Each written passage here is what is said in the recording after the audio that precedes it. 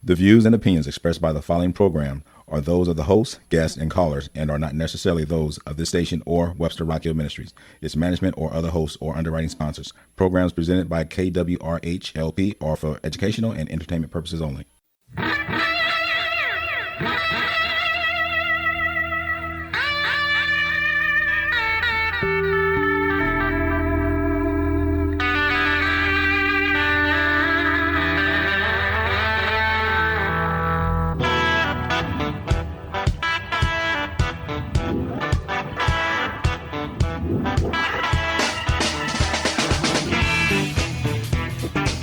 Welcome to In Tune. It's great to have everybody listening in today. I'm going to say happy scorching day. Oh, we're not singing in the rain today, eh?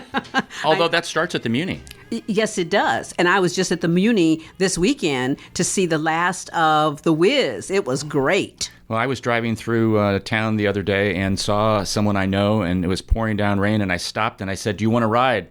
And they said, "No, I'm singing in the rain." I was like, okay. And you went, corny. I was like, okay, just don't get sick. I know. And last night, I tell you, I was at the meeting for the 4th of July parade. You know, those of us that are going to be in the parade on Wednesday, we have to go to the big meeting every year, no matter how many times you've been in the parade. You still have to go to the meeting. Absolutely. It's very important to do so. It was very important, and it was good. But the thing of it is you know, I'm so glad they got us out in time, because within 30 seconds of getting out and getting into my car. Liquid sunshine? Liquid sunshine. All right. And it was big and it was hard. All right. Now we're going to have, 99-degree weather? We go from, soaking rain to 99-degree weather. Humidity galore. Welcome to In Tune, a 2-hour weekly broadcast which focuses on issues that impact and connect our community in the greater St. Louis area. We discuss and reflect on issues such as the arts, crime, education, employment, faith, finance, food, history, housing, humor, and justice. I'm Arnold Stricker with Ellie Wharton. You know, when you read that, it makes me think we talk about some of everything, don't we? We talk about a lot. And matter of fact, next week we're going to have a very interesting show, because it will be show number 26, 6 months in to the show. Wow. Have we been doing this that long? This is show 25. That is amazing. And the good thing about it is I know that people are listening, besides your wife and and my daughter, okay? I know that there are other people listening to us. And people can catch past shows on SoundCloud. They just put In Tune KWRH-LP in the search engine, or on iTunes the same way. And then they can also text us here in the studio, can't they, Arnold? They can. The text number for the in-studio text line is 314-736-4510, 736-4510, and we invite your questions and comments, especially on our interview today. We have in studio Devin Moore and his father, Kevin Moore. Welcome, gentlemen. Devin and Kevin. How's it going? Hey, things are cool. Hi, thanks for inviting us. Thanks. Devin is the brewmaster at Kirkwood Station, and wanted to talk with him about brewing beer. I'm beginning to notice this theme with you, Arnold. We've had on sommelier. We've had on a vintner from Northern California. And now we have the brewmasters. What are we saying here, Arnold? People have a very good skill and a very good art, and I like to recognize that. I've noticed this about Arnold as well. Oh, yeah. No. Yeah, he next thing, politician, Well, before we begin, I have something. I wish Davo was in studio to see this. Where's Davo? But He's outside. What is this? That you have to see. There's a red cup that he's spinning around on a pencil. Okay. It's the World Cup. Now that was like super corny. Absolutely. That was. Oh, wait. Chris gave you a 2 thumbs down. It's a Silly Side Productions. And when Chris gives you the thumb down. Well, maybe I'll make it up with some of the humor today. Yeah, the humor. That's always good. The humor, But we've got these guys. I mean, they're looking at us like, what the heck are you guys doing? I know. It's like, you invited us in here. You're not even talking to us. We always do that, so don't feel bad, okay? Well, guys, tell us, Devin, let's start with you, because I know that you have spent a lot of time investigating this area. And give us a little background about what was the impetus behind becoming a brewmaster and why your involvement in brewing beer. Well, I've been pretty interested in the craft beer scene even before I got into the brewing side. So I always had an interest in craft beer, drinking craft beer, finding new beers and trying them out. So I got involved with Kirkwood Station Brewing at the lowest level possible. I actually started as a busser and a host and worked my way up to Brewmaster within about a year and a half. And I've been doing brewing for over 2 years now. It's good to start at the very bottom and work your way up. You have an appreciation for the entire scene, right? You really learn a lot about everything involved in the industry that way. I don't know if I'd recommend starting that way, but it taught me a lot, that's for sure. Now, you are at Kirkwood Station, and was it what was going on at Kirkwood Station or the opportunity, or you I know you mentioned that you liked craft beer prior to this and had kind of thought about that, but had you thought about doing that on your own apart from Kirkwood Station? I certainly had wanted to get involved with beer, whether that be home brewing or maybe originally I was just thinking I could find some extra hours working in the brewery, cleaning kegs, or just doing something to get involved with the industry, which is how a lot of people really get into beer as a whole. Cleaning kegs is a really common way, and that's what I started doing, and it really just jumped off from there. My father, when he was working back in the early 50s, he worked in the summer at Anheuser-Busch cleaning out the big tanks. Yeah, And that's a lot of fun. That was he actually made more in that summer than he did in the other 9 months as a teacher. So, kind of putting some things in a perspective back then. Now, this whole brewing process, could kind of help us understand what that entails. Well, with craft brewers are a little different than the macro brewers. Craft brewers, it's usually one person, sometimes 2 or 3 people, but we do it from start to finish. So we mill in grain, we heat up the grain, make a bunch of liquids, and we just heat it all up and create beer on our own, and then we ferment it. But it's more than just the actual brewing process. It's all the ordering, all the work with the government, all of our sales, distribution. Everything involved in our industry is usually down to 1 or maybe 2 people. We work in very small operations. And that's what I want to kind of help listeners understand, because you had 8 steps of creating quality brews on the website. Mm-hmm. But go into the other things about communicating with, FDA and all those other things, and ordering, and how do you know you have so much supply? I want people to understand that it's just not, when they go to get a beer, that it's just not, oh, wow, they just kind of did that in the back room or something, Yeah, brewing, I'd say actual brewing of beer is probably about 5% of the process, and then cleaning is probably 50%. So we're kind of just over glamorized janitors for the most part. So people always have this high opinion on brewers, but really we're just scrubbing tanks, and it's not really a glamorous job when you actually get down to what you're doing. And then the rest of the job is ordering, inventory management, tank management, dealing with the government and every single level, getting permits through, staffing. I organize events. I do everything for the brew side business. Because you had an event the other night for Mike Arnold, a benefit for Gus Fun Bus, that situation in which he did pass away on that. Yes. Your 8 steps, though: grain selection. It says grains contribute to the color, body, and fermentables in beer. How do you select what grains, and is there a specific, like General Mills, or you're doing the Cocoa Puffs grains or the Fruit Loops grains, or so when you're coming up with grains, that's a pretty difficult task. So you start with your base malts. So base malts make up usually about 70% of the beer. And that really just gives the fermentables that you need. So you're extracting sugars, and it has some flavor, but base malts really are just making the beer so it ferments and turns into alcohol. And then after that, you have your specialty grains. So those give it color, different flavors. You can make it smoky, chocolatey. All these dark malty flavors come from grain, and it's really like dealer pick. So a lot of times you come into a beer and you know what you usually use for that style, but then every brewer wants to impart their own little specifications on it, and you do change-ups on it, and that's really where the fun in brewing comes in. And very similar to in wine production, where in the fermentation process, things change as far as it relates to taste, and you talked about smokiness and chocolatey flavor and things like that. Is that kind of what we're talking about here too? Yeah, so with beer as opposed to wine, beer has more ingredients than wine, so there's different ways you can bring about flavors, where wine is like, it's all about the region, and then type of grape. Those are really important. Beer, you have 4 main ingredients, And so each of those you can vary quite drastically what flavors you want to impart onto the beer, as well as things like mouthfeel and aroma and other big parts of beer. So you've got this grain selection, then you have like a grist mill, which is used to crack open the mixed grain to expose starch. What does that thing look like? So it looks Like a magic bullet or something? No. It's if you ever go to a farm and you see a giant mill, it's kind of like a baker's mill or a farmer's mill, because we're throwing in 50-pound bags of grain and trying to crack the shells to extract the sugars and starches from the grain.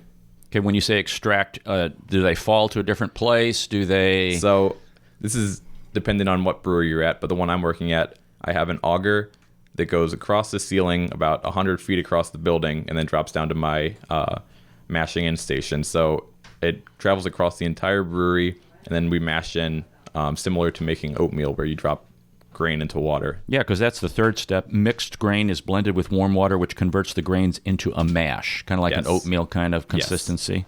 And then you go to, what is it, the lauter tun? Yes. And that mash is transferred to the lauter tun and sparged or rinsed with hot water.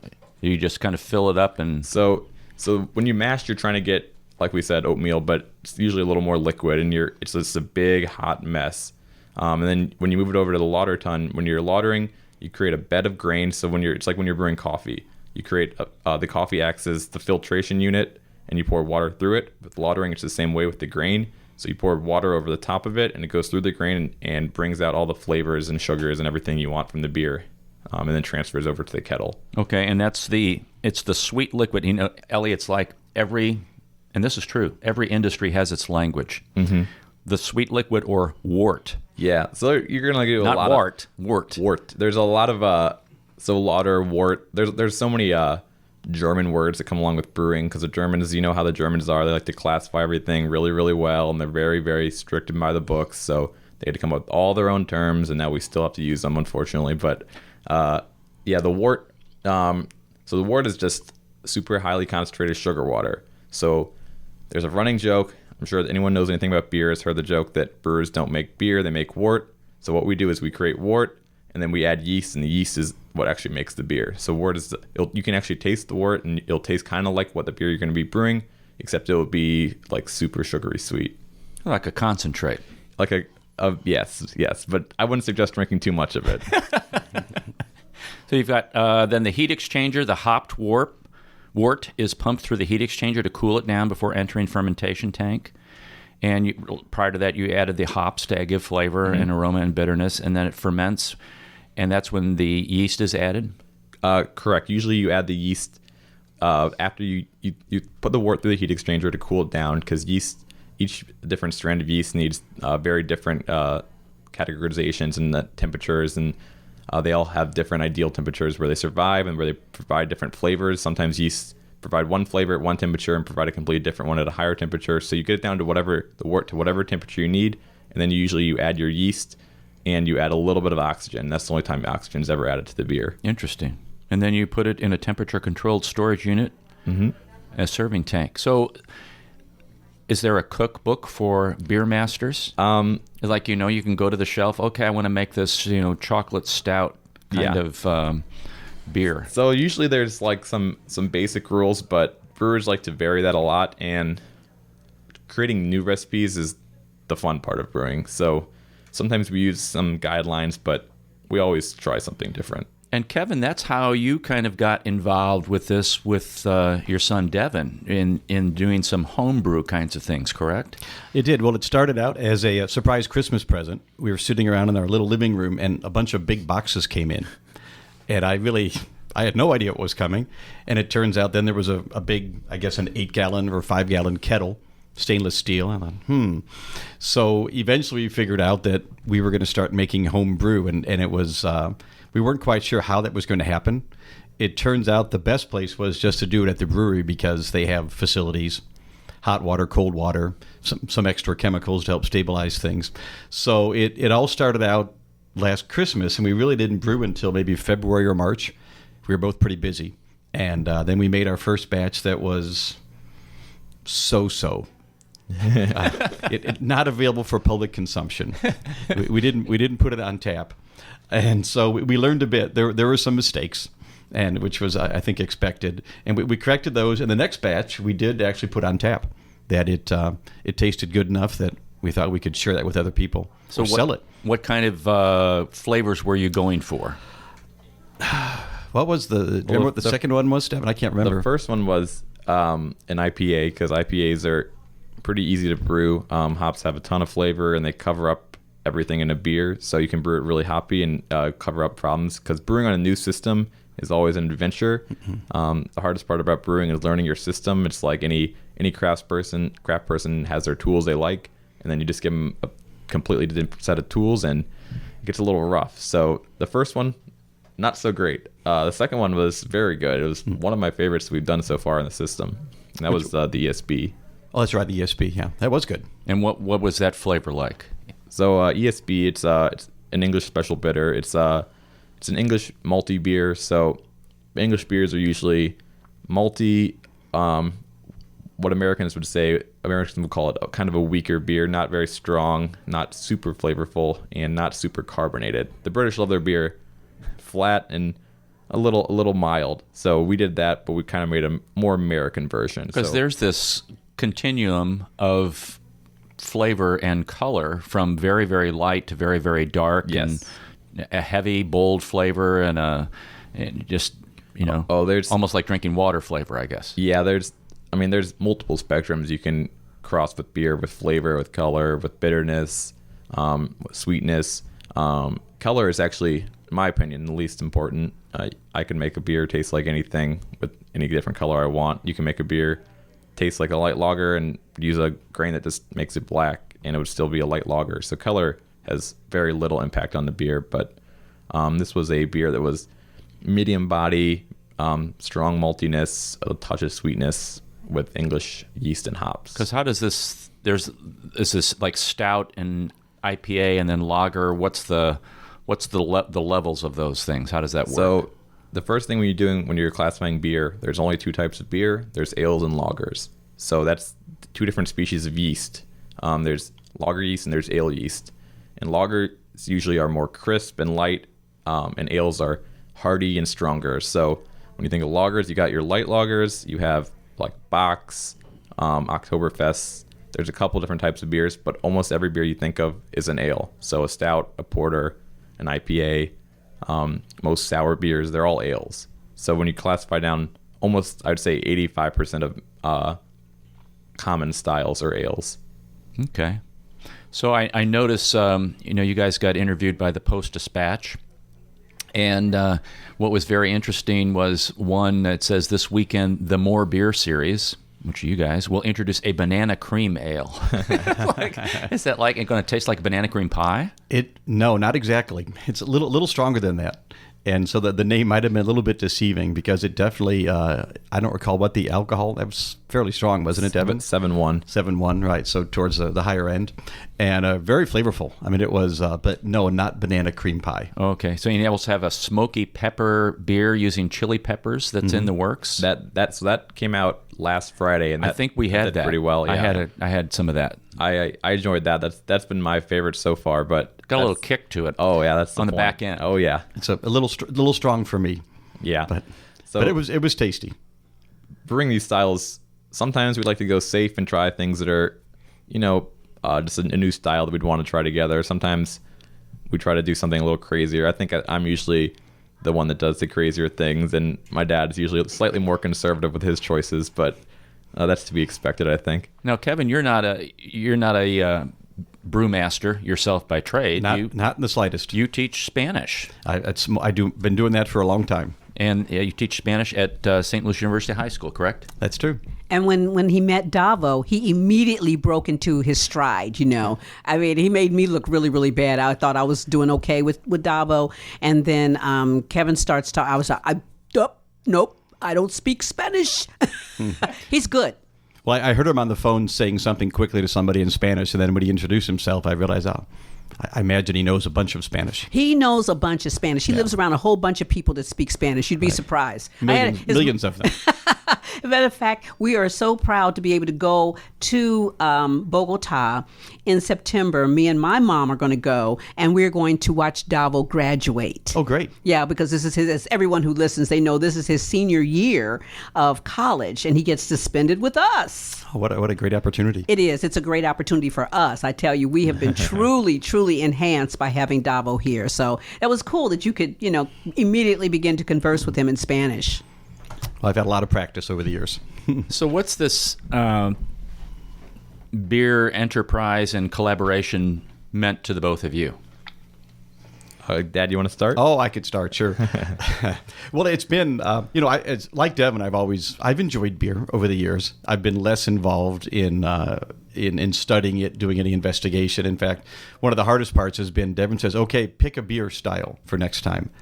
So I don't know. I go to the grocery store, I look at the labels, I pick something interesting and buy what's on sale, and I enjoyed it. It's great.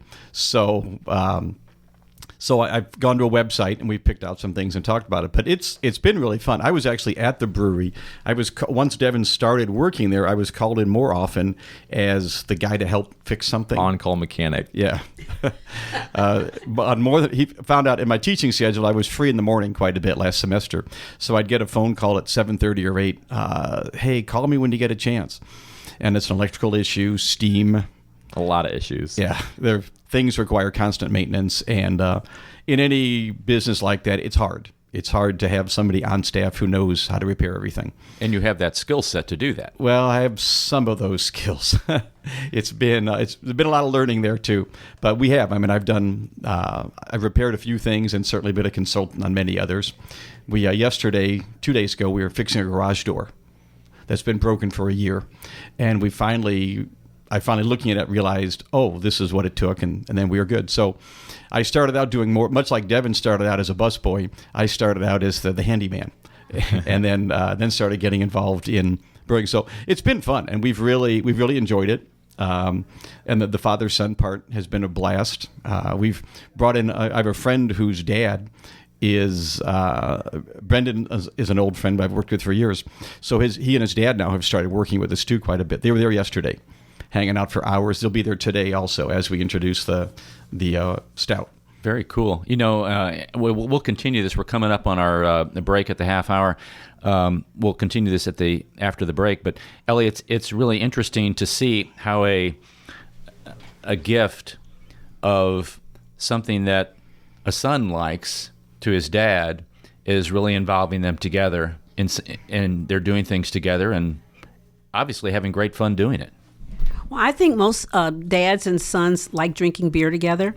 That's, call me true. crazy, but I've kind of noticed that, and so, and especially when you look at these guys, the thing about it is, as I'm sitting across the table looking at them, they look so much alike, I mean, there's no way that Kevin could say, nope, Devin's not my kid, because, I mean, he stamped his face right on himself. He can deny it all he wants.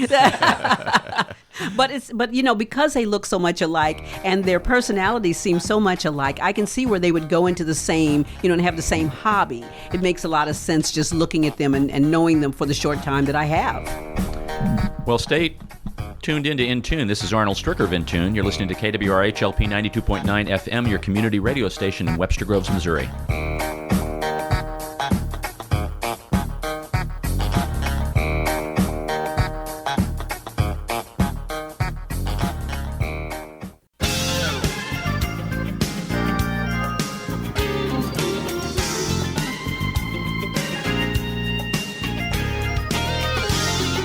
Welcome back to In Tune with Arnold Stricker and Ellie Wharton. We have in studio the brewmaster from Kirkwood Station, Devin Moore, and his father, Kevin. And I am learning so much about beer. I'm not a beer drinker, unfortunately. When I was a kid, this is my story here and why I don't drink beer today. When I was a kid, my parents used to drink beer, and they would finish their bottles and they would say, Ellie, go and take all the bottles and put them in the kitchen. Well, of course, there's a little bit at the bottom. And I said, oh, I wonder what this tastes like. And I drank it and it was like, oh! Yeah, I wouldn't recommend that. It's mostly beer, but there might be some spit back in there It was too. awful. And to this day, I have, as old as I am, believe it or not, I have not drunk, right? Drunk. You've not had any. Yeah. When you get to those kind of verbs, you make something up, huh? That's right. Yeah, but I've not drunk a whole glass of beer, a can of beer, a bottle of beer in all my life. Well, I think I can change that. You think so? I think so. Okay, well, I'm going to have to come and check it out and see if I can do Let's it. do it. Okay, it's a date. Yes, we're on. So if our listeners have a question, they can text us at our in-studio text number 314-736-4510, 736-4510 if you have a question for Devin about brewing. And we left off the previous half hour talking about, Kevin, your relationship with Devin and how, when we talked a little bit off air, how when kids get older and they become adults and you have a different kind of relationship and, the relationship that you guys have now that centers around this brewing. Talk a little bit more about that. Well, sure. It really has been fascinating. I guess the parent's role is to teach the kid as you raise your children up to a certain age, and now it's kind of turned around because I finally found one thing that I can teach him. Just one. That's right. Not any Spanish, but certainly brewing. And so I've been learning. Quite a bit. And the funny thing too is, when you're raising your kids and they do something wrong, you have to quickly correct them. Well, now that's Devin's turn. No, not like that. No, stop. You can't. Not that button. And we've had a few of those moments, but I'd like to think that I'm a quick study, so I've learned a little bit about it, so I don't blow anything up at least. Or do you hear yourself in when he talks to you?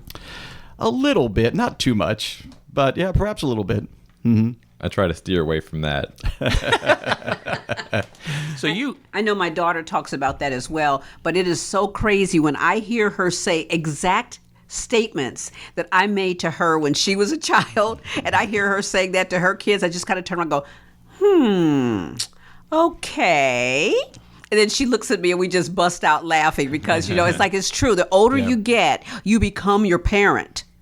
That's a scary thought, people. It is. It can be scary. I heard something that, the older I got, the smarter my parents got. I have no comment. And you notice that Devin didn't say anything either, did he? No comment yet. They'll get in the car and start punching each other out. No, we drove separately. They'll hit their cars together. That's right. One of them will run into the back of the other. See? Bang. Okay. No, it's great to see this this collaboration like this, and it's a lot of fun to work with your parents with stuff like that. And it's a lot of fun to work with your son in things like that you can do together. This. Devin, you mentioned off air that you often give brewery tours, and talk a little of that and how you kind of handle those tours with people that come in. So we give free brewery tours. You have to schedule with the Brewmaster, but it's pretty easy. And so every time a new group comes in, sometimes I get groups that really love beer. Sometimes I get people that are complete novices. Actually, my first brewery tour was when I was an assistant brewer there, and I got a group of home brewers who probably knew a little bit more than I did at that moment. So they started asking me all these in-depth questions, and I had very, very poor answers for them. But usually people come in and I have to judge instantly. They want to know the chemistry, if they just want to know the basics, or if they just want to get downstairs and start drinking. And I'd say half the time it's that. And these can happen during the week? Do they have to pre-schedule with you? Yeah, they have to pre-schedule. So I'll always just call up to the brewery and ask for Devin, and we can schedule a brewery tour almost any day. We try to stay away from busy nights at 5 or 6 o'clock, but almost any other time other than that, we can do it. Okay. And how long does it, from beginning to end, from when you are selecting your grains and kind of getting the grist mill going to the time at which it goes to the tap and you can actually consume the beer? What's the time process there? So if I'm going with a new beer, it's usually about 50 hours of research for a new beer. Researching other people's strategies, things that people have done, other people's recipes, and seeing what I'd like to do differently. And then once I actually start, the brew day is about 12 hours long. Fermentation can last anywhere from 2 to 5 weeks normally. I also have a beer that's been aging for 8 months now. So wow. It could be some beers take up to 4 or 5 years. And you store that's stored in... Unfortunately, that's stored in the brewery, and that is my number one biggest problem, as most brewers' problems, is space constraints, and I have very little of that. So, Kevin, are you helping Devin with some of this research on your home brews that you guys are doing together? Well, he sort of forced me into it. He said, "It's your turn, pick something." I said, "Well, what do I do?" And so I did. I went to a website, and there's certainly names I recognize. You click on it, it gives a description of the beer, what's involved, make a couple suggestions. Those often get changed, modified a little bit, sometimes depending upon the system there, in our small system. Devin's doing two different things at once. One is we're making these 5 to 10 gallon batches, and then he's brewing 465 gallons at a time. So, and they're very different. They're identical but different. I mean, you go through the same steps, but on a small scale, we're using a little turkey roaster to heat up the kettle, connected to a propane tank, versus a huge steam boiler that keeps everything at temperature. But so that's part of it. I've had to pick a couple, and a couple suggestions got shot down. So, no, we can't do that, or that's not. I said, okay, well.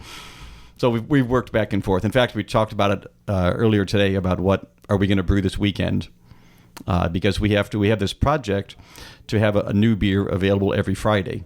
It sounds like a great idea, but that also means that every week You have to brew once a week on top of our schedule. Yeah. Exactly. And on top of things that break. Yesterday we were canning, which is another huge process, and basically took most of the day.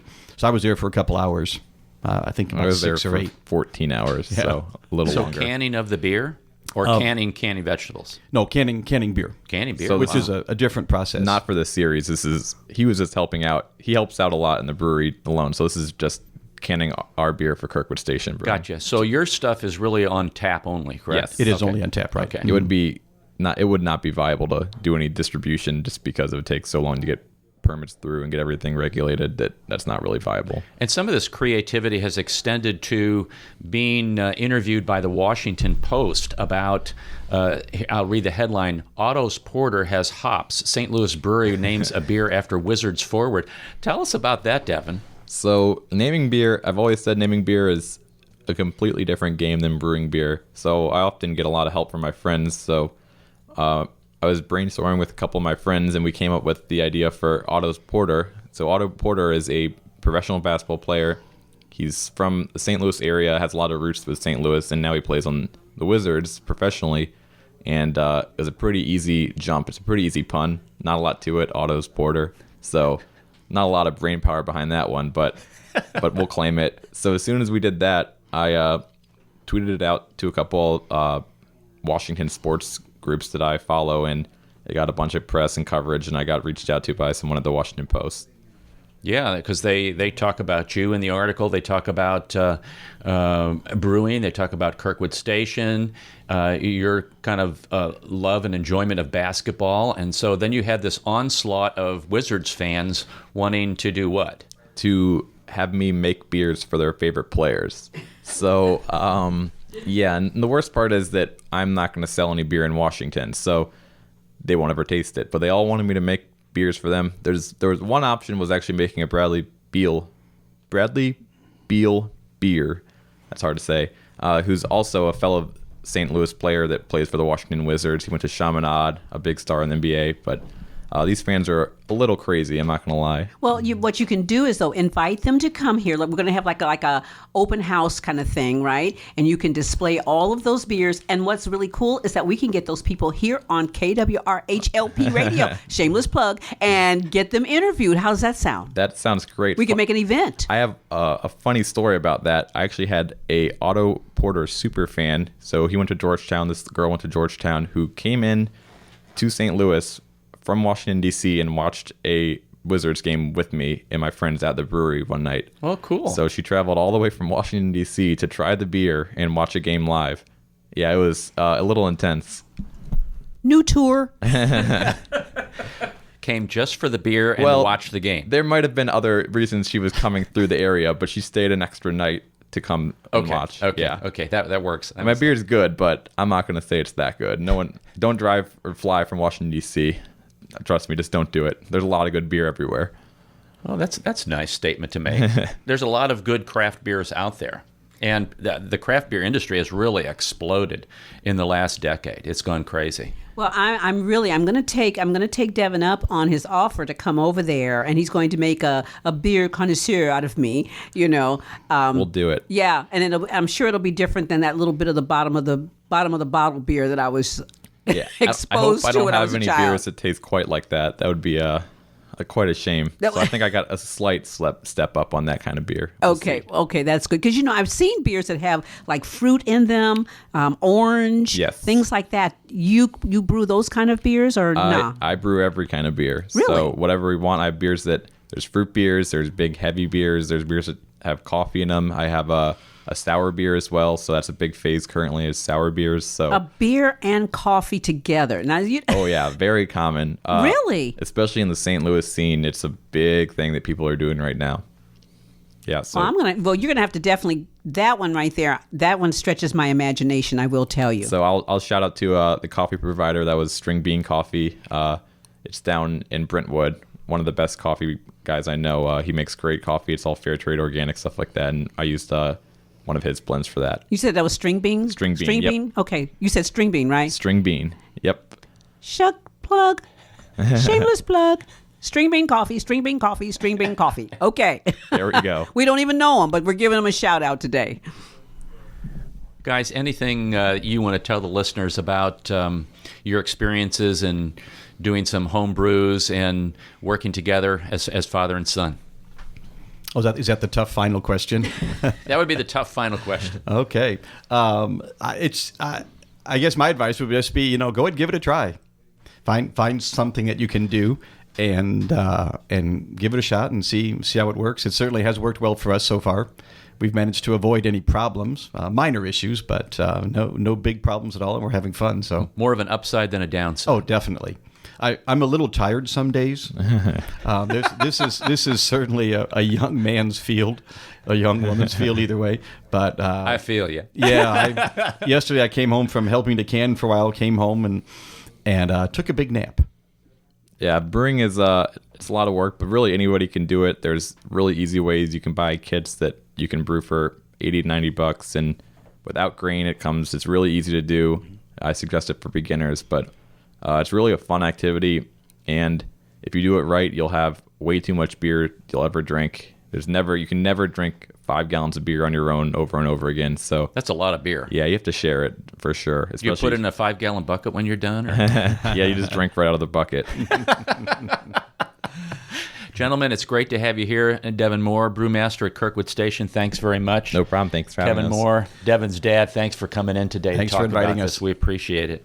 Well, I have to admit that I was educated again today. This was a subject that I had no idea when I looked at it. I was like, I'm not going to have much to put in here. But listening to you guys has really piqued my interest in the craft beer industry. So thanks for coming in. No problem. Well, one of the points of this is exactly what you said. You always see stuff that happens, like our products occur, and you're like, well, how is that made, and what goes into that process? And then you hear all about these home brewers and things like how difficult can that be? It's pretty complex if you do it correctly, and you're doing 80 hours a week too. Don't forget that part. There you are, and 80 hours a week. It's very complex, and then to have the added benefit of when these two guys were able to even bond closer together because of doing the things that they're doing with their home brew. That's wonderful. Well, we, just like here, we believe in community radio. It's like you guys are doing like community beer. Exactly. Yeah. That's right. That's what you have to, and be sure to tell people that you heard that statement on KWRHLP. Will do. Shameless We'll try plug. to put a plug in. Hey, I wanted to kind of shift gears a little bit here. And last week, I made an incorrect statement. Bum, bum, bum, bum. That I can't believe. Chris, did you hear that? I mean, Chris was like, "Whoa!" No, I called out was yesterday, and this was last week. So, and I said it was the first day of spring rather than the first day of summer. And we played "Roll Out Those Lazy, Hazy, Crazy Days of Summer," not spring. So I stand corrected, listeners out there. I called it the first day of spring, and yes, I do know it's summertime.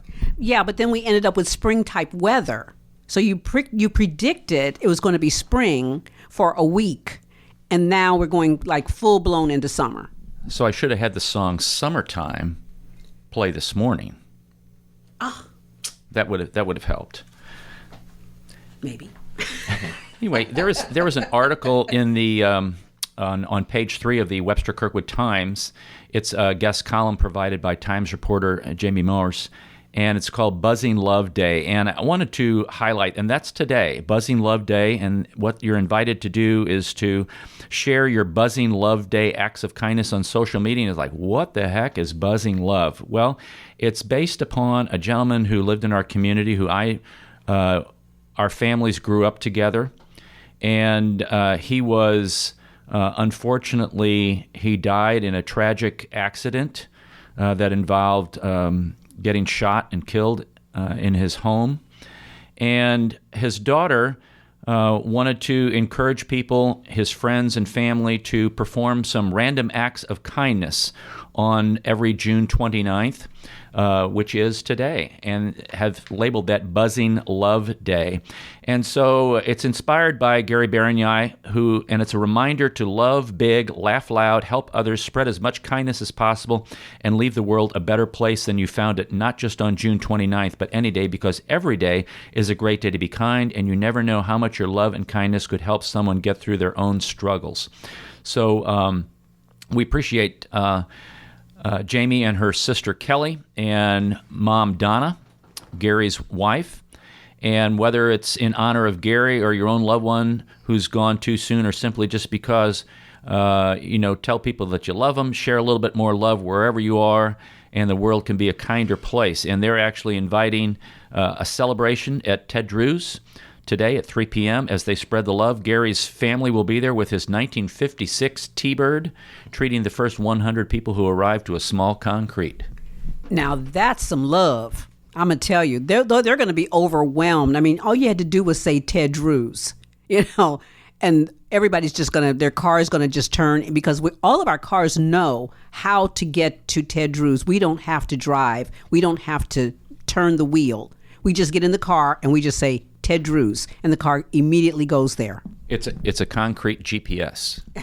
That's a good way of putting it. Right, a concrete GPS. That is such a wonderful effort, because it is true, especially right now when we're going through so much and we're hearing so much relating to children and the immigrants. Our hearts are very open to wanting to do more things that are positive, that are kind, that are gentle, because we're feeling the pressure. Everywhere I go, people are feeling, the pressure of what we're going through in the world right now. So what a good way to just, kind of shed all of the grief and the misery that you may feel, and spread a little love. And you'll be amazed at how it impacts you as well. So when you do something good for others, it also helps you to feel good about yourself. Yeah, Gary was a guy who was very positive, very had a great laugh, and really enjoyed life, lived it to the fullest, was a what do they call it? People jump out of an airplane, parachute. Crazy. Besides that. Oh, a parachutist? A parachutist? Yeah, I thought there was some kind of name for that. Paratrooper? A paratrooper? He wasn't in the military. Well, he was a Marine. Yes, he was a Marine. But no, he enjoyed skydiving. That's what I'm looking for. Skydiving. He was a skydiver. Okay, I still say crazy, but that. He enjoyed skydiving and really lived life to the fullest. And this is a great thing. And like you said, it's easy to get upset with other people especially driving. Or, if people aren't moving fast enough, the fast food line is not moving fast enough. But to extend kindness, here's another one that you could do, is when you get to the fast food line, is say, what's the person's bill behind me, and pay for that bill. I've seen that, and I have done that in a grocery store once, and I've had someone do that for me as well. And you talk about making my day. That was one of the greatest acts. I mean, it wasn't a lot, but if I had known that they would have done that, I would have done like full day shopping. Okay, but let me go back and get that roast. Let me go back and get that T-bone steak. That's right. Could you just a second? I'll be right back. You come back with a whole other basket of food. I would have supersized that order if I'd known that. Yeah, that's right. Exactly. But that's a wonderful way, just smiling at people. I think that's a big thing too today. This morning I was up at Breadco in Webster, and this little girl had dropped her little puppet that was a horse, but another lady, and she was only like a 2-year-old, right? And so the lady behind her picked it up and said, "Oh, here's your cow." And the little girl looked at her and said, "Cow? It's a horse." Lady, don't you know your animals? Exactly. And the way she responded, it was just so funny and so genuine. And everybody just had to laugh. And the lady was just like, yeah, you're right. It does look like a. And then she tried to make the noise of a horse. And the little girl corrected her. She's like, "No, the horse goes neigh, neigh."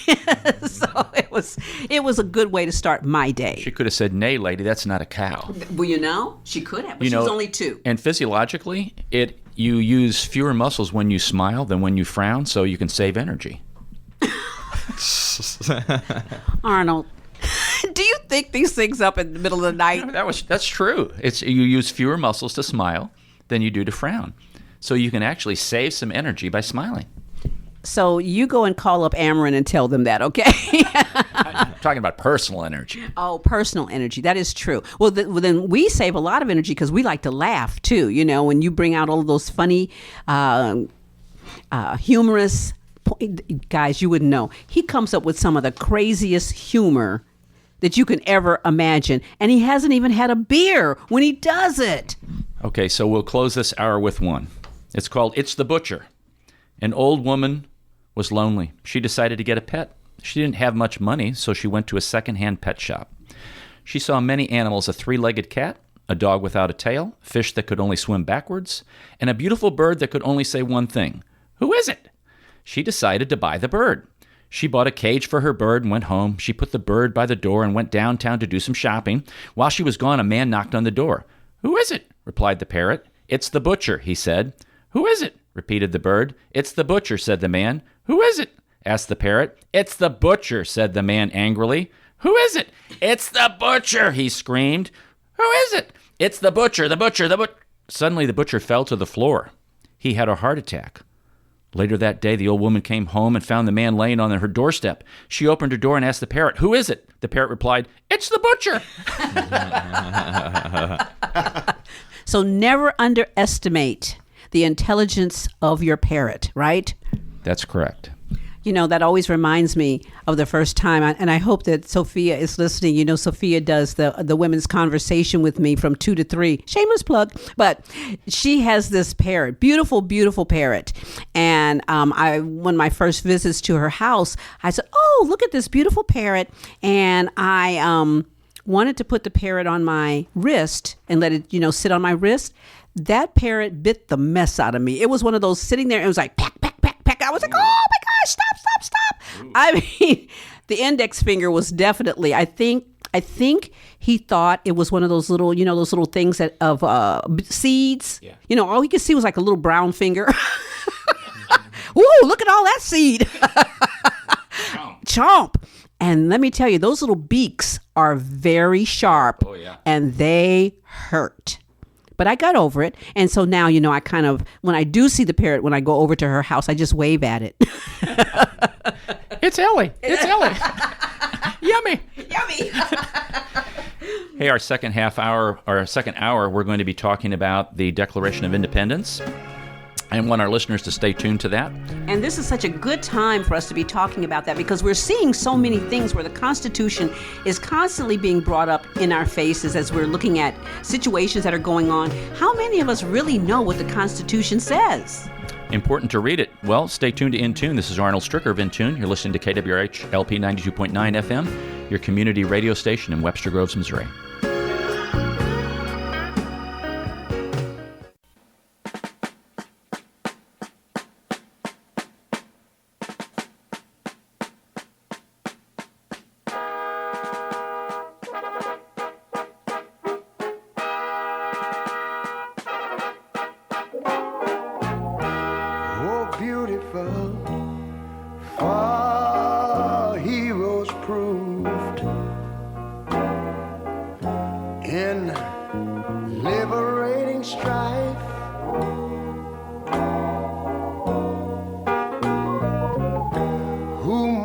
Self, yeah, country loved,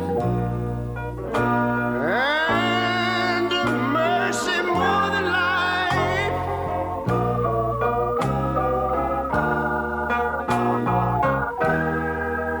America, America,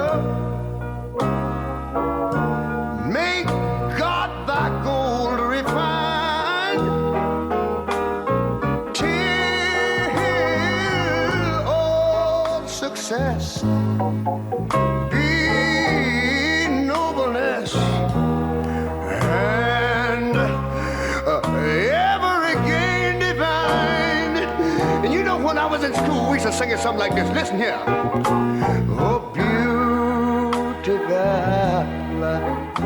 far spacious skies,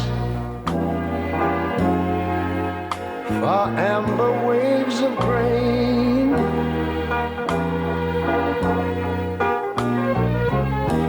far purple mountain majesties, above the fruited plain. But now wait a minute, I'm talking about America, sweet America.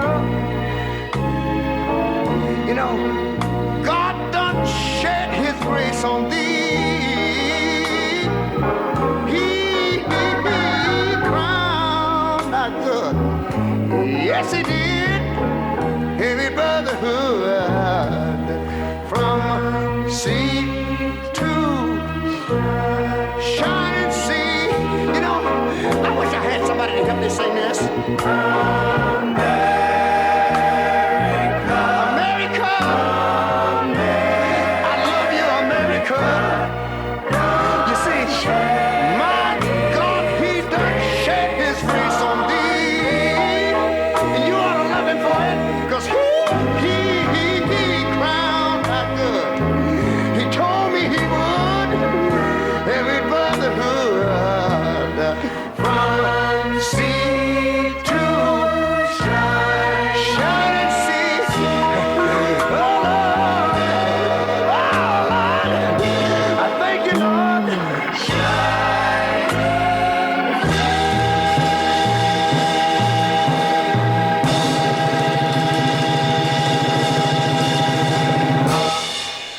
This is In Tune with Arnold Stricker and Ellie Warden. Ellie, I have two favorite versions of America the Beautiful. That one ranks higher than the second one that we'll hear, but I just love Ray Charles' version of that. It makes me think I'm right in church. He said, "Oh, I wish I had somebody." See, black people understand this. I wish I had somebody in here that understood the Bible. Everybody's like, "What? I understand." Yeah, watching him sing that, and that he sang that for a long, long time. Yes, he did. And did some live versions for live shows. And I could see him, in my yeah. mind as I was listening to the song. I could just see him, how he used to sway back and forth on that piano stool. And, he could belt that out really.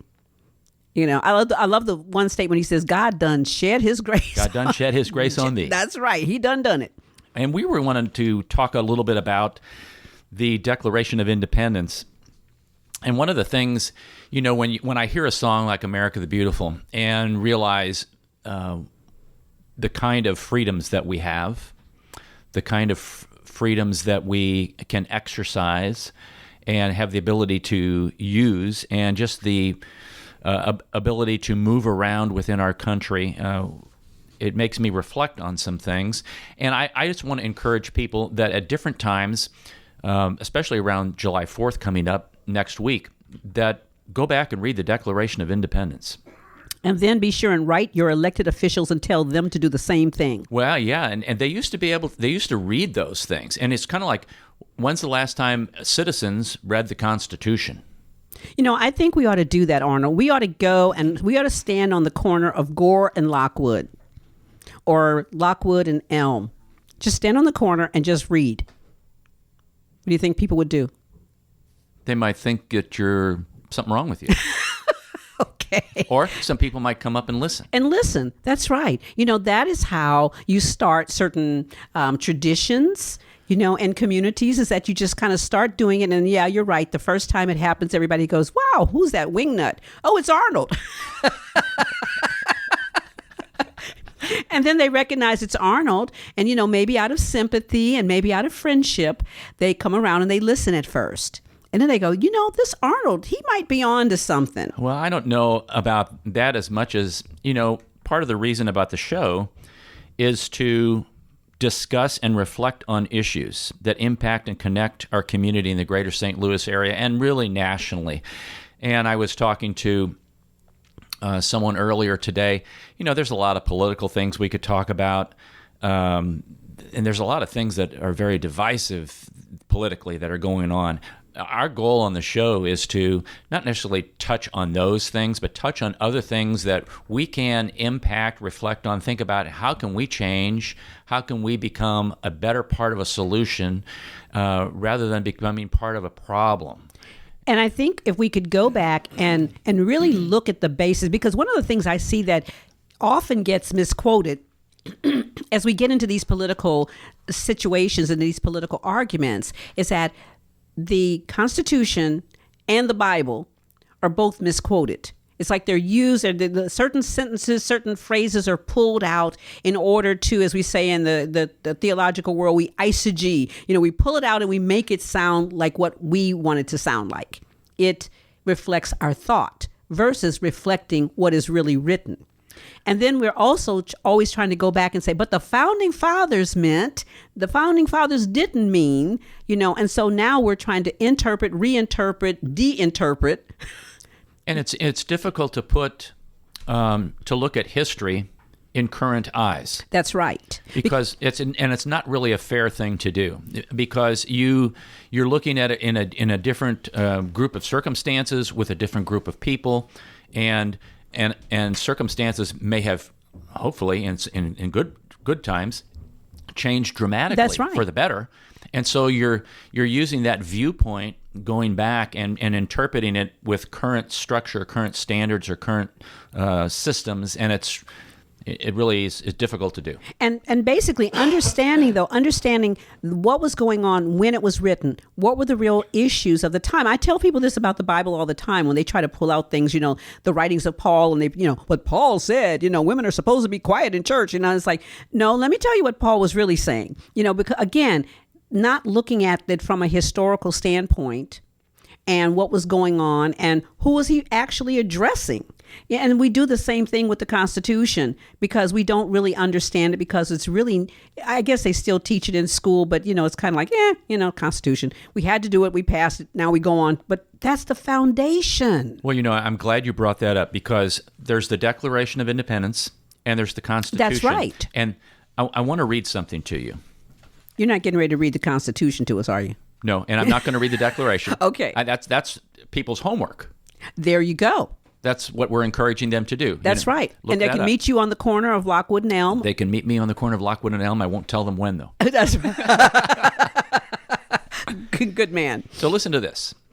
For generations after the ratification of the Constitution, the Declaration was considered a primary guiding document in American constitutional government. In fact, well into the 20th century, the Declaration and the Constitution were viewed as inseparable and interdependent, not independent documents.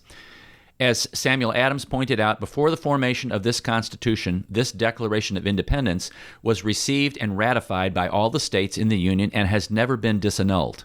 Perhaps the proper relationship between the Declaration and the Constitution is best understood by a comparison with the relationship between a corporation's Articles of Incorporation and its bylaws, the two documents vital to its legal existence. The Articles of Incorporation call the entity into legal existence, and the bylaws then explain how it will be governed. However, the governing of the corporation under its bylaws must always be within the framework and purposes set forth in its articles. The bylaws may neither nullify nor supersede the Articles. Such is the relationship between the Declaration and the Constitution. The Declaration of Independence is America's Articles of Incorporation, and the Constitution is its bylaws. The Constitution neither abolished nor replaced what the Declaration had established. It only provided the specific details of how American government would operate under the principles set forth in the Declaration.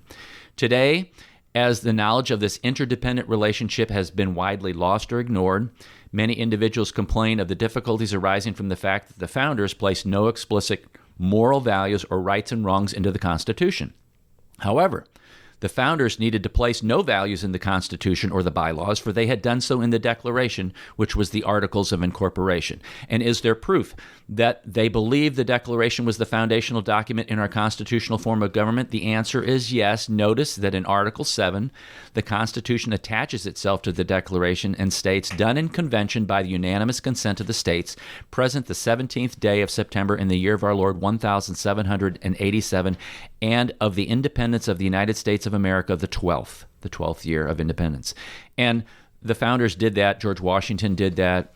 John Adams said those things. Thomas Jefferson, when they were presidents. James Madison said those things. James Monroe, John Quincy Adams, Andrew Jackson. Those are all kind of evidence of the importance of the Declaration in our constitutional government. Also, when states were admitted as territories, the admission of territories as states in the United States was predicated on an assurance by the state that its constitution would violate neither the Constitution nor the principles of the Declaration of Independence. For example, acts of Congress granted by Congress for various states, the Constitution when formed shall be Republican, we're not talking about party here, Exactly. and not repugnant to the Constitution of the United States and the principles of the Declaration of Independence.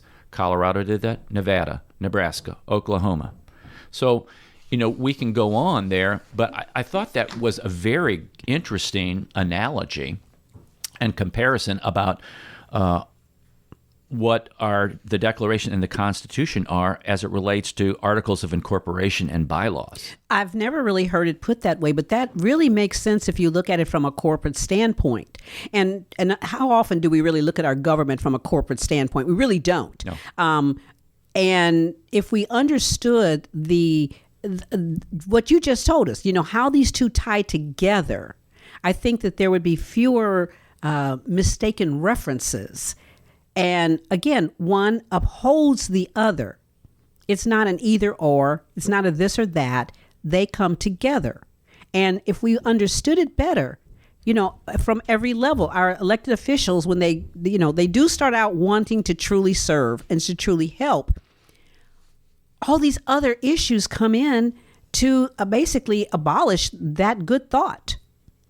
And so that's when we begin to find out that a lot of what's in the Constitution and the Declaration of Independence those efforts are thwarted. As you were saying that, it brought to mind the fact that when I was doing some research on the Declaration of Independence, that there was not a lot of agreement at the time when people were wanting to declare independence.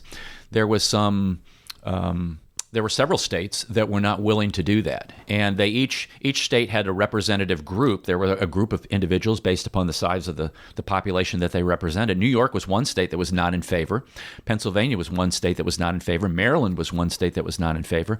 And one of the things that they did is they said, we can't do this because our constituents won't let us do this, or our laws of where we reside won't let us do this.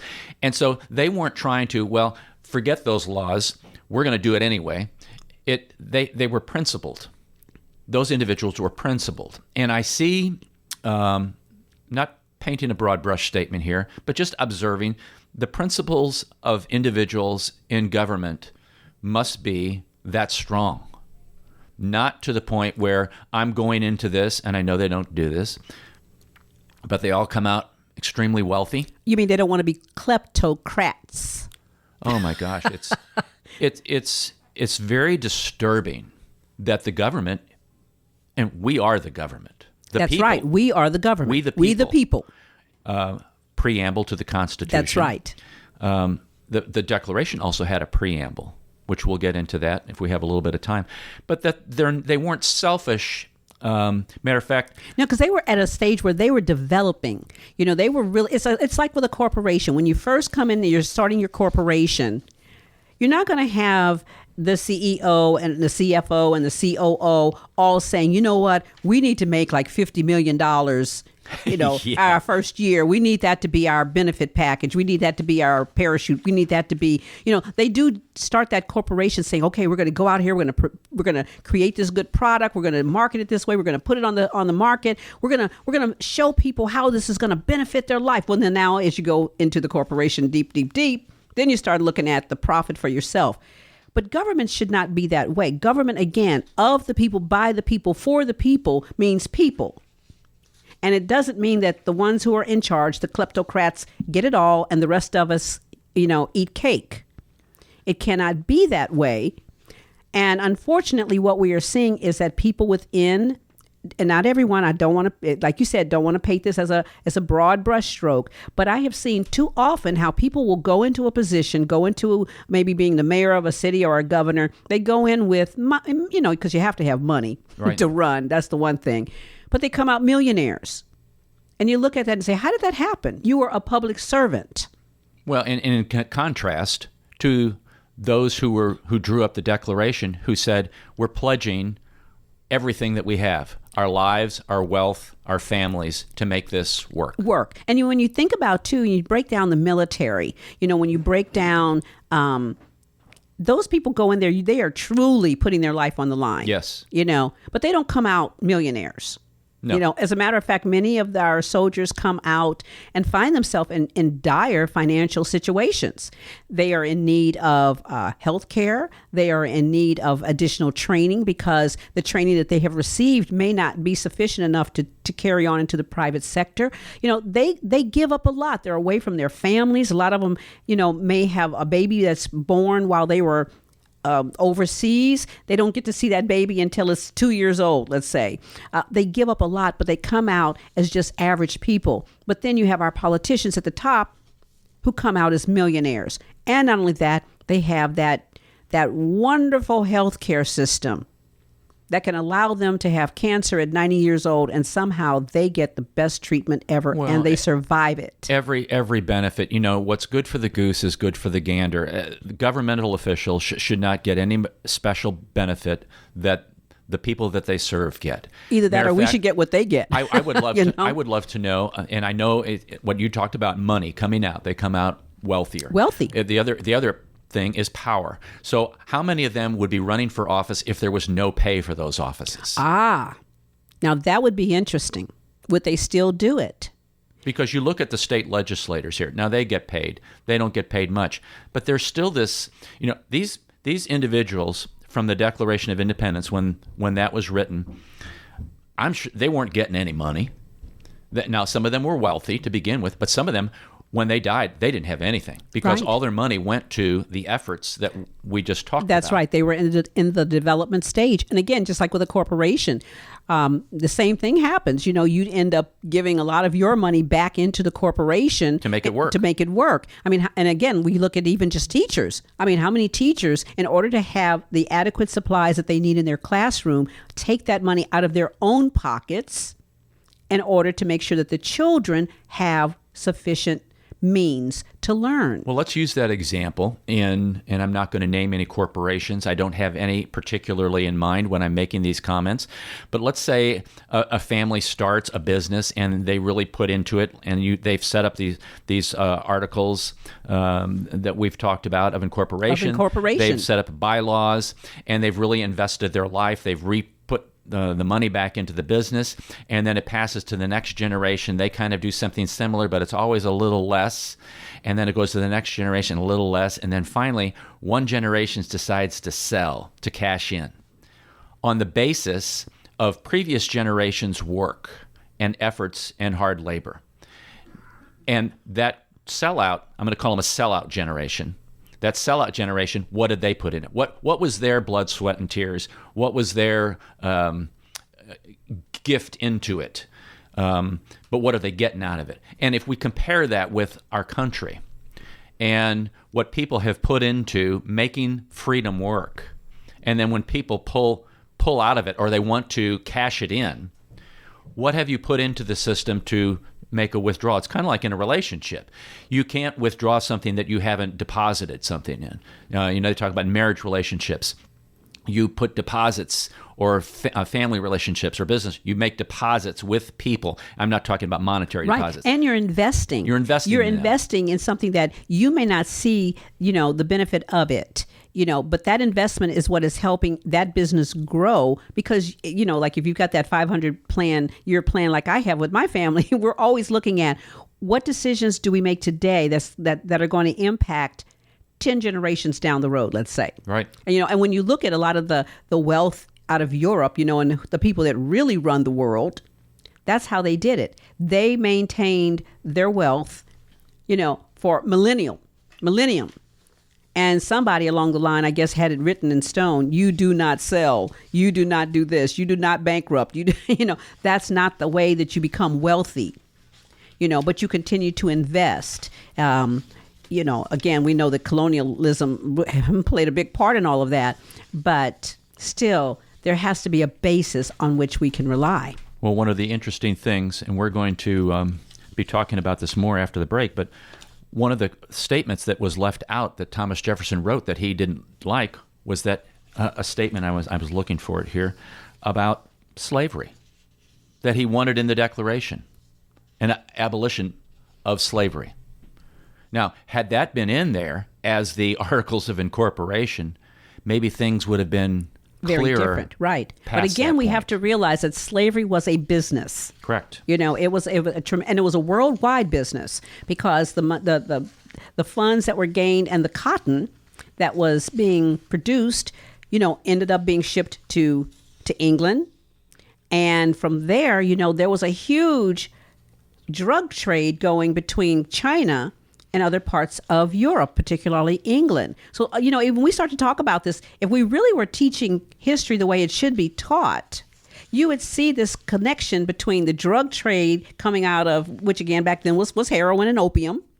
It was about the money, and that's what the British needed. They needed that in order to have the opium.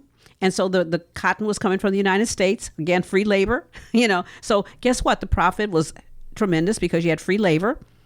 And everything was really predicated on a drug trade. The same kind of thing that we talk about today in this country. It was a drug trade. Some things don't change. They don't change, do they? Well, we still live in America, the beautiful. And as Ray Charles sang at the beginning of the hour, God shed his grace on. God done shed his grace on thee. God done shed his grace. Be sure and say that correctly. God done shed his grace on thee. And it's interesting because as seasoned of an entertainer as Ray Charles was, and he could sing that song. Remember that in his early days, he was segregated. When he would perform, he couldn't go and stay in the hotels in downtown. He couldn't go if he had white musicians and stay at the same hotel they did. But he still saw America as a beautiful place to be. Right. He saw it through different kinds of eyes. That's okay. No pun intended there. No, we're going to hear another America the Beautiful version.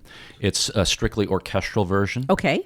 And very, very powerful. But we want our listeners to contemplate this thought about the Articles of Incorporation and bylaws in comparison to the Declaration of Independence and the Constitution. If you have any questions, comments, 736-4510, our text line, 736-4510. We're going to be listening to America the Beautiful by the Capitol Symphony Orchestra. All right.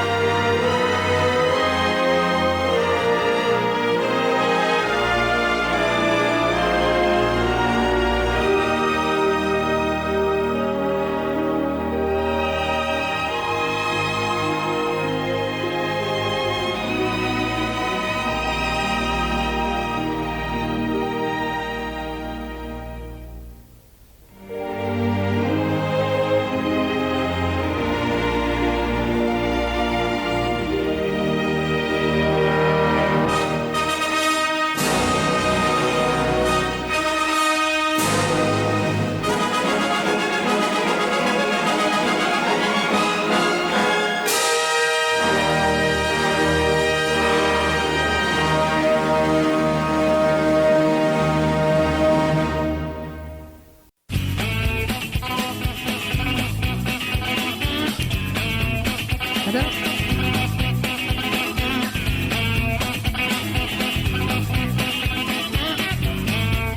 Yes, this is In Tune, and we are live with Arnold and Ellie. And I didn't realize we were just live when I just said to Chris like that, is that us?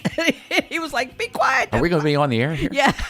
Oh, we are on the air. We are on the air. I tapped the microphone, but it probably knocked the speakers off the walls for some people. You know, I know that was a crazy entrance, but thank you so much, Chris, for giving us a smile.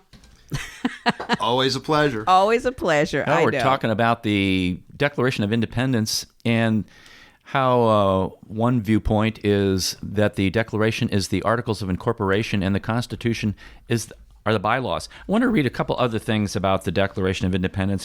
Maybe some people know this, maybe they don't. That it was actually not signed on July 4th. That it was actually agreed to, and I need to make sure I get this correct here. The Declaration was a formal explanation of why Congress had voted on July 2nd to declare independence. And it was passed on July 2nd with no opposing votes.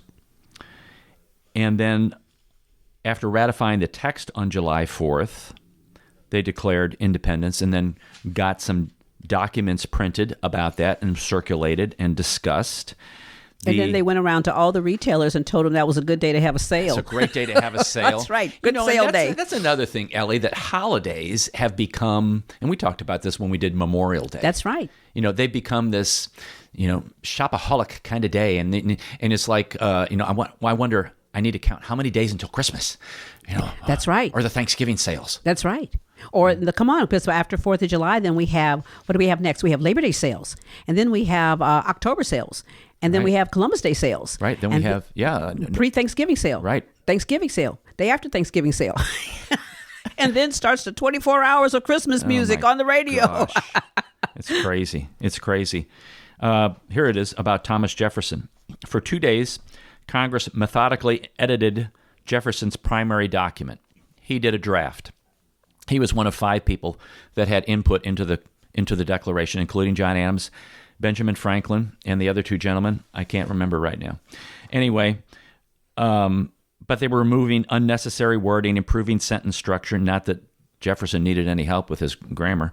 They removed Jefferson's assertion that Britain had forced slavery on the colonies in order to moderate the document and appease persons in Britain who supported the revolution.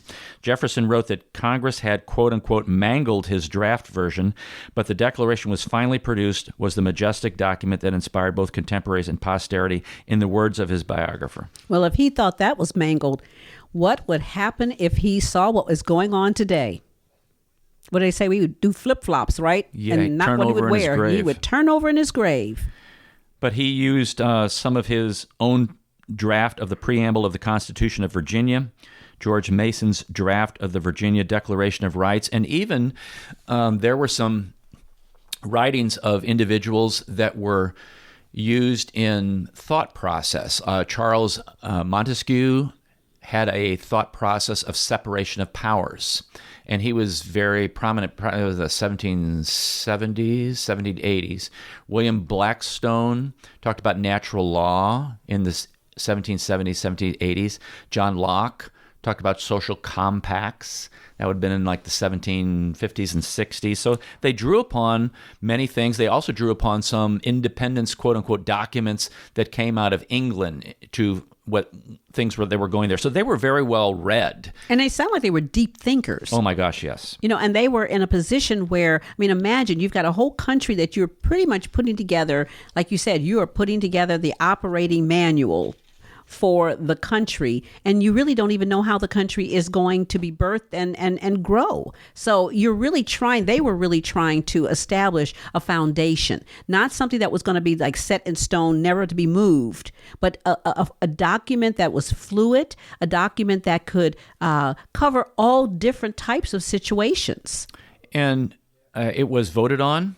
And on July 4th, signatures of the delegates were not needed to make it official. Some signed. There were actually 56 delegates' signatures affixed.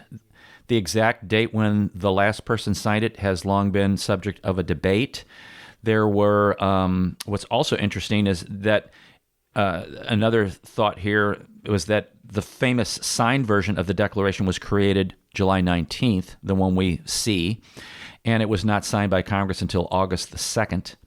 So, there's you always grow up, you see the document, and you say, "Oh, wow, how'd they get that back?" And they even sent some to other countries around the world. They sent one to France, and it got lost, and so they had to send another one.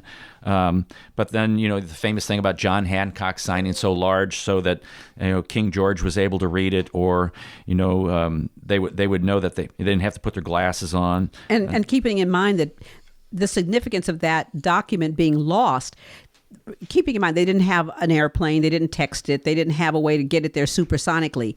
It was put on a ship. Right. And months it took to get to England. And then you get there and it's like, oh man, somewhere along the line, your mail got lost. You have to go to the lost mail Lost place. mail bin. Then you got to wait. Now you got to get the word back across the pond that the document got lost. Okay, well, they didn't have a Xerox machine, so they had to come up with another copy. Somebody had to print one, or they had to sit down and write one. Again, put it on the next ship going, and then hopefully that could have taken a whole year. Oh, yeah, and right after this, through the night, blocks away from Independence Hall, John Dunlop printed 200 broadsides for distribution. And before long, it was being read to audiences, reprinted in newspapers throughout the 13 states. The first formal public reading of the document took place on July 8th in Philadelphia. The first newspaper to publish it was the Pennsylvania Evening Post on July 6th. There was even a German translation of the Declaration July 9th. It was given to George Washington. He was instructed to proclaim it to the troops. He read it to the troops in New York City on July the 9th. Spanish-American authorities banned the circulation of the Declaration, but it was widely transmitted and translated. So a lot of different, very, very interesting things. Also, there was pamphlets that were distributed about how American slaveholders in Congress could proclaim that all men are created equal without freeing their own slaves. This was in retaliation against the Declaration, and that was generated in England and also generated in the newly formed country by people who were not really supportive of independence at the time. So some very interesting things. I've got a couple other things I would read to you that are some unknown or not too well-known facts about the Declaration of Independence. And then I kind of want to move to something that is also recited. I say, not that the Declaration is recited, unless I get up at... on the corner of Lockwood and Elm. And see, Right. I thought about that when you were saying that it had been read in public, and I thought, well, see, Arnold, I could do that. You could do that. I could do that. There's something written on the back of the Declaration of Independence, but it isn't a secret map or code.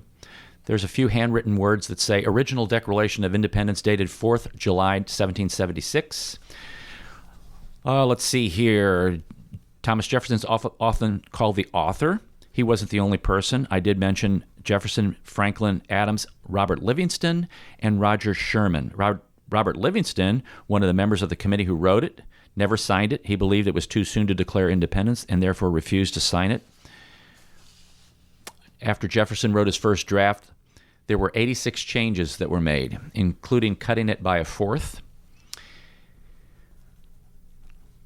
The two youngest signers of the Declaration were both from South Carolina.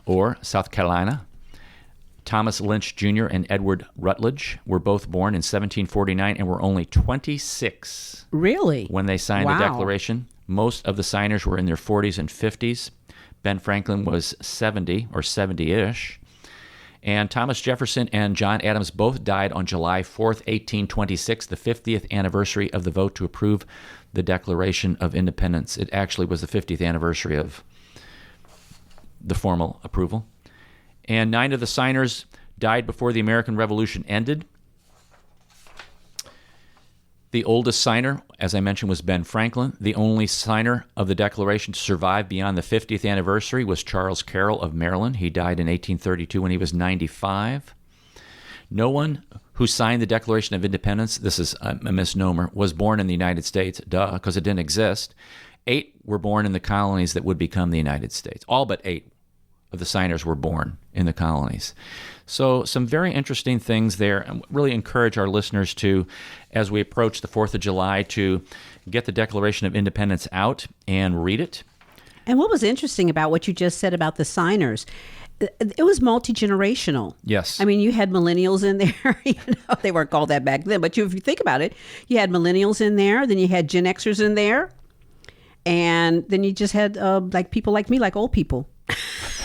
People like us. That's right. Okay, well, all right. I didn't want to say that because then you might get offended because Well- you would say, I'm not old. Well, I'm not. It's a relative term. It is. But that's interesting when you stop and look at, and that's one of the things that, and I'm just going to use an example here in Webster and David Franklin. When I was so glad that David Franklin won because we needed a millennial on the city council. And I think he will do a great job because he comes understanding that there is a responsibility that he has for the future. And I think that's so good to see that. And again, being able to see that kind of generational mixture is really what we need on all levels. Yes. Because what it does is it gives you a different insight, different perspective. And when you think about the younger people are the ones, whatever we're doing now, whatever is happening at the Supreme Court now, and young people need to be paying attention to what's getting ready to happen once Kennedy comes off of the. And even to laws that are passed by Congress. That's right, exactly. Some of those may not impact us as much as they're going to impact them. They're going to impact the younger people for the rest of their life. Right. And, they need to really look at that. Just when we start to talk about things like Social Security, a lot of people, the millennials, they have to understand that that's not going to be around. And they need to start making changes in their life and in their patterns of saving and investing and those kind of things today. And kind of piggyback and transition here, a lot of youngsters don't understand what I'm going to play next. It's like something that you just repeat. And it's done in schools every day in a lot of places. It's supposed to be at least once a week. There are statutes according to these things. But it's something that is, I'll let it be self-explanatory, and we'll talk about it after. I remember a teacher that I had. Now, I went through the 7th grade. I went to the 7th grade. And I left home when I was 10 years old because I was hungry. And I used to, this is true. I work in the summer and I go to school in the winter. But I had this one teacher. He was the principal of the Harrison School in Vincennes, Indiana. To me, this was the greatest teacher, a real sage of my time, anyhow. He had such wisdom. And we were all reciting the Pledge of Allegiance one day. And he walked over, this little old teacher, Mr. Laswell was his name. Mr. Laswell, and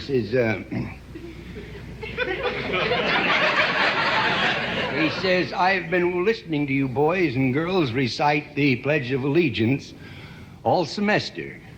And it seems as though it's becoming monotonous to you.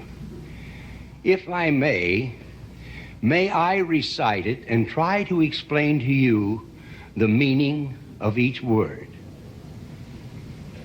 I, me, an individual, a committee of one, pledge, dedicate all of my worldly goods to give without self-pity.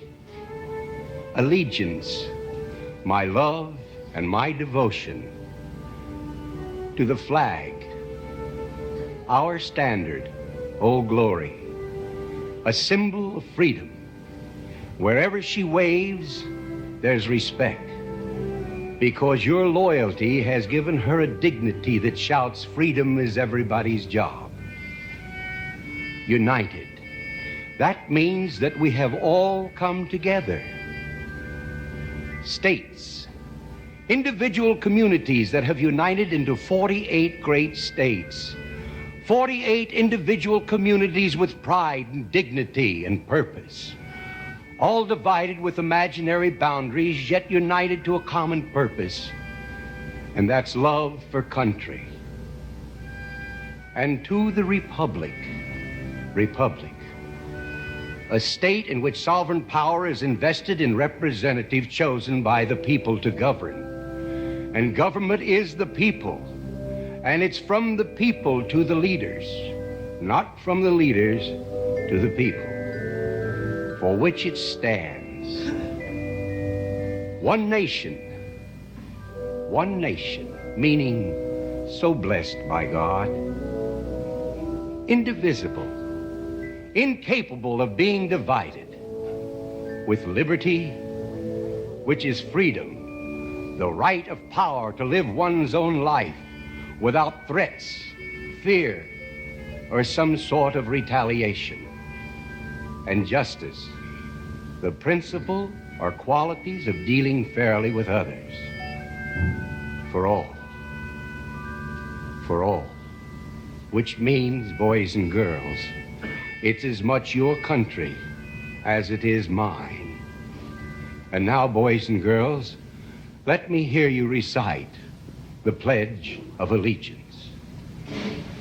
I pledge allegiance to the flag of the United States of America and to the republic for which it stands, one nation, indivisible, with liberty and justice for all.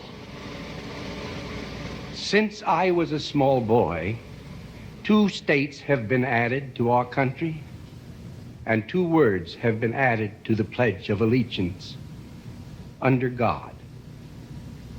Wouldn't it be a pity if someone said that is a prayer and that would be eliminated from schools too?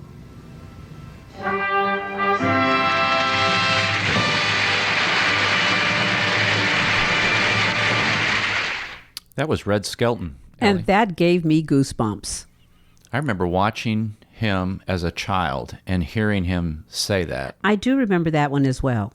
Now that I've heard it again, that was just, I mean, to break it down word by word, phrase by phrase, really does bring it alive. Makes it so kind of right in your face. It's almost like you wish that version was read every day before the start of the congressional sessions, just to remind our leaders of exactly what the responsibility is and whose responsibility it really is. And also remind us of our responsibility as citizens and what role we have in the whole process of our country and our government. Exactly. And so therefore the importance of getting out to vote, and not just to vote because you've watched TV and someone has told you this is how you should vote, but because you have taken out the time to research and educate yourself on the issues, the policies, and the people, so that when you do cast your vote, it is one that is made with intelligence, one that is made with caring and with forethought.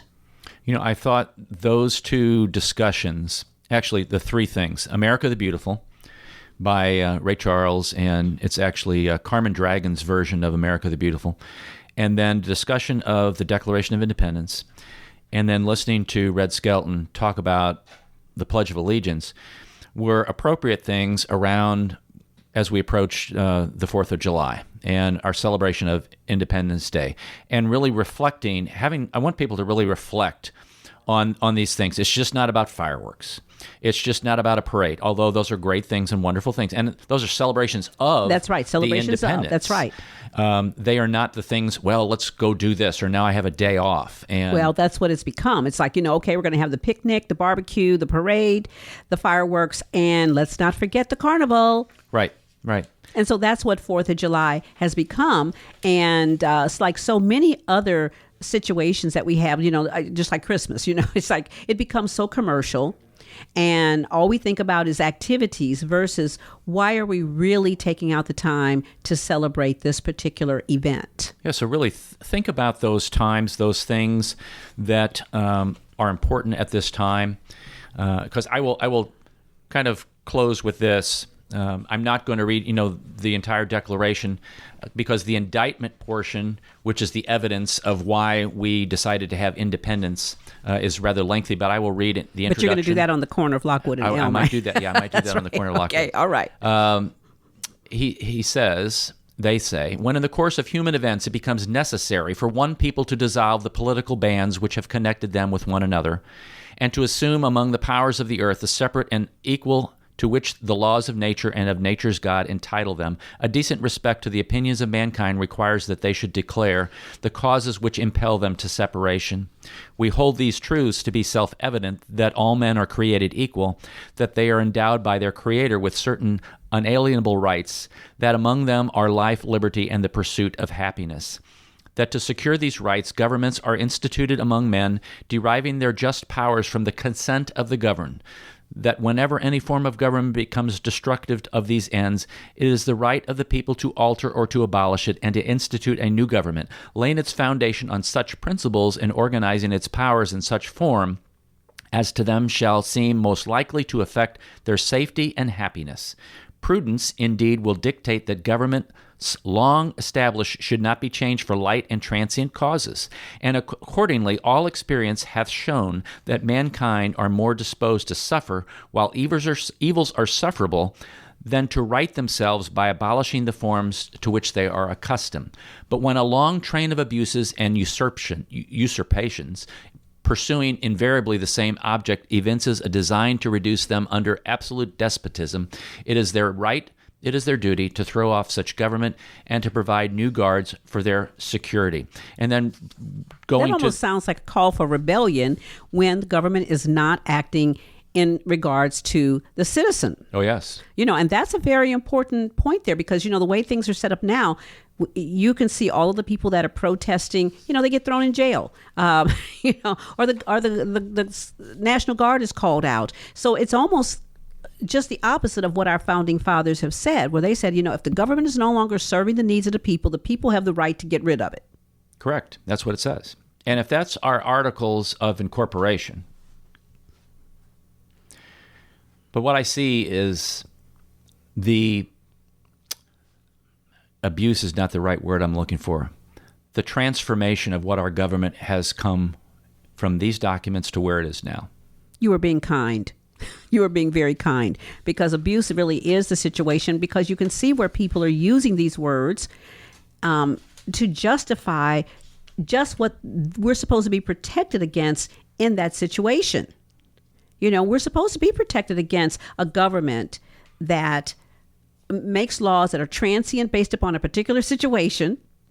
And now because of that, everything needs to change forever and ever and ever until the next group comes along and decides that's no longer any good. But that is a destructive way to govern. And because that is a destructive way to govern, what it does is it leads to situations where I'm just going to be political, where we have in this country right now. And that what that does is creates distress, it creates chaos, it creates a lot of confusion, and it also leads to apathy. It reminds me of a statement Ronald Reagan made where he says, somebody comes in and says, I'm from the government and I'm here to help you. And everybody starts laughing. That's exactly right. That's right. Everybody busts out laughing. Oh boy, things get ready to get worse now. That's exactly He's from right. the government. Yeah, they'll want my pocket and things will get worse. That's right. Exactly. So, well, thank you for sharing that with us. I always learn every week from all of your research and information. So, well done. Want our folks to just really tune in this July 4th. Tune it in a little bit more. Tune into Intune every Friday from 11 to 1. Right. And on July 4th, they can tune in starting at about 9:30, and they're going to hear KWRH-LP live, broadcasting live from the front steps of the Webster Groves Library, also being co-sponsored by Deaf Inc. And we're going to be broadcasting the parade. Yes, we will. For those people who are not able to be there. It's going to be great. Tune into that. Don't forget, when the Martians invade, there's only one race, the human race, and every one of us have different characteristics and is uniquely valuable. This is KWRH-LP 92.9 FM. For Intune, studio manager Chris Verdacey, co-host Ellie Wharton. I'm Arnold Stricker. Thank you for joining us today. Until next time, walk worthy and let your light shine.